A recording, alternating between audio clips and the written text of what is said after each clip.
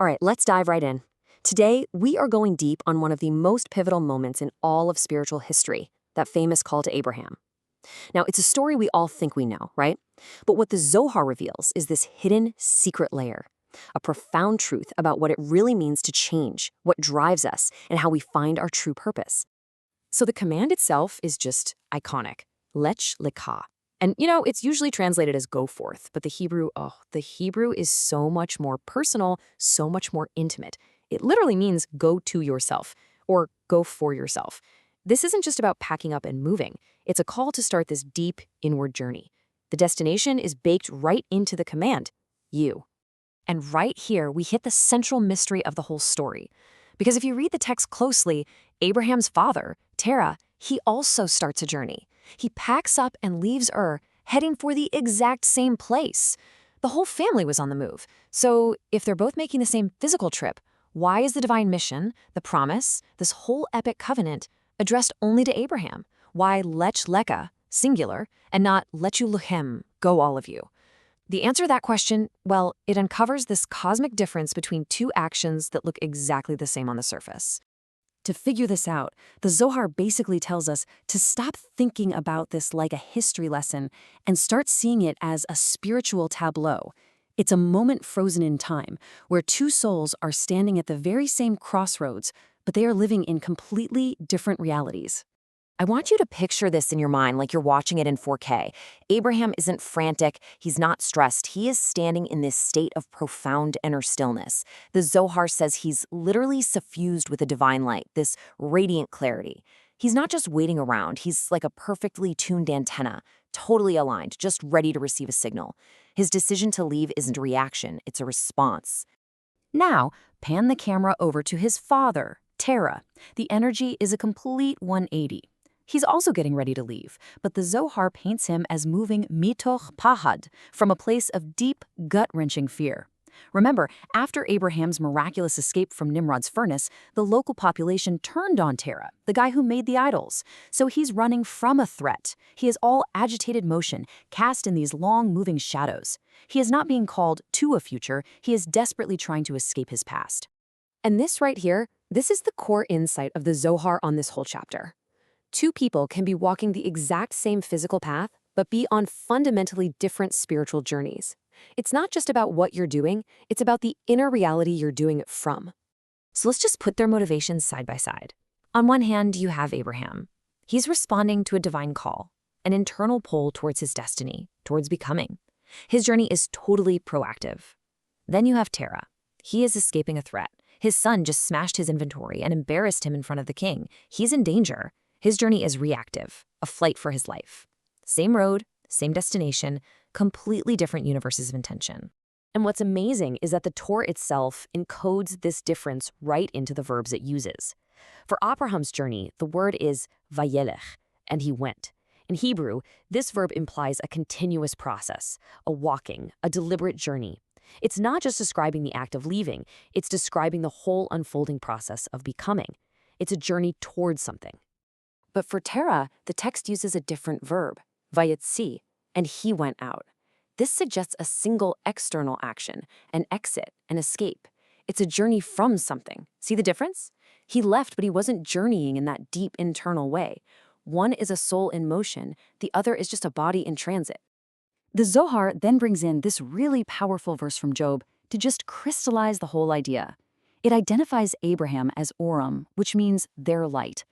He was the spark of clarity, the one point of truth, in a whole society of idol worshippers. So the verse isn't just some general moral statement, it's a specific diagnosis of this moment. When Abraham leaves, the light is literally withheld from the wicked, from the city of His departure creates a spiritual black hole. And all of this brings us right to the mystical secret, the sod, that's embedded in the command itself.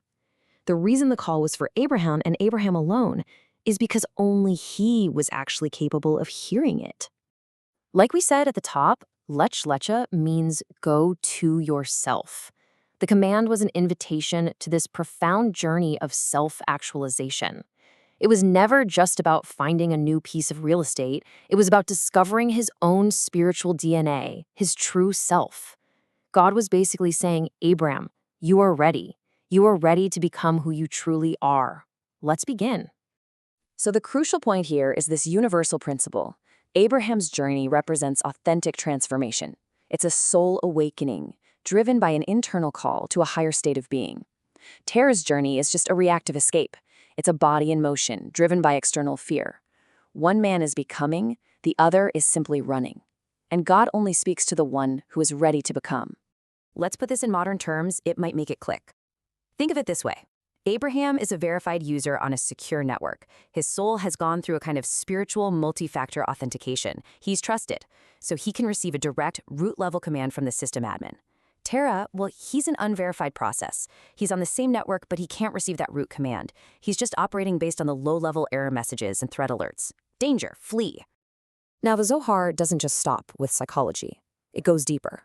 It reveals that this whole dynamic isn't just a personal story.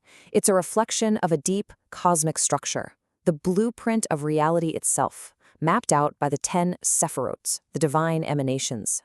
So according to the Zohar, this whole thing reflects a cosmic blueprint. Abraham embodies the force of Chesed, this unbounded love and expansion represented by a radiant white. He's moving toward connection. Terah, on the other hand, embodies its opposite, Gevurah, severity, restriction, fear, represented by the color red, the color of judgment. He's moving away from something.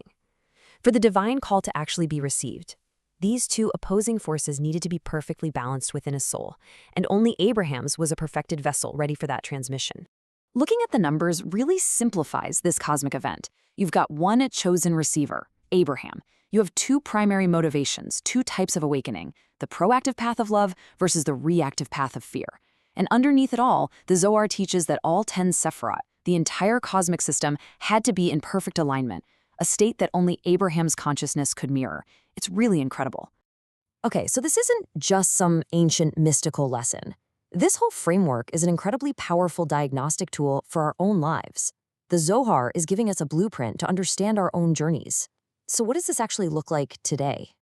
Okay, let's use a video game analogy. Imagine your life as this massive open-world RPG. The main quest, your ultimate purpose, it's available, but the quest giver will only talk to a player who has reached a certain level and has the right moral or spiritual alignment. That's Abraham. He's done the inner work, so the main quest dialogue unlocks for him. Other characters, like Terah, they're basically NPCs. They still move around the world, they react to threats like monsters or fires, but they never ever receive that central soul-defining mission. Or, if you're more of an engineer, think of it this way. The Divine Core server sends out a highly encrypted root-level instruction packet across the network of souls. Only a node that has the proper authentication key, a soul that has achieved that inner state of clarity and purpose, can actually decrypt and execute the command. That's Abraham. Other nodes on the network, like Terah, they don't have the key. They can't process the root command, so they just operate on general, unencrypted broadcast alerts. System warning, threat detected, initiate evasive maneuvers. And this brings the entire explainer right back to us, to our own lives. The Zohar gives us this profound question we have to ask ourselves. When we make a major life change, we switch careers, move to a new city, start or end a relationship, what is the real force behind it? Is it a vayetze, an escape from something we're afraid of? Or is it a vayelech, a response to that quiet inner call, pulling us toward who we're meant to become? Are we running from, or are we journeying to? This leaves us with the ultimate question. Every single soul has a unique journey to itself. The story of Abraham isn't just his story, it's a template for our own potential. So the Zohar is really asking us, in those quiet moments when the noise of fear finally dies down, what is your soul calling you to become? What is your Lech Lecha? Thank you for joining us for this complete journey through the Pardes. We hope these ancient truths help you and your family improve your own dimensions this week. If you enjoyed this full chapter deep dive, please like, subscribe, and share which part of the journey touched your soul in the comments. We'll see you in the next chapter.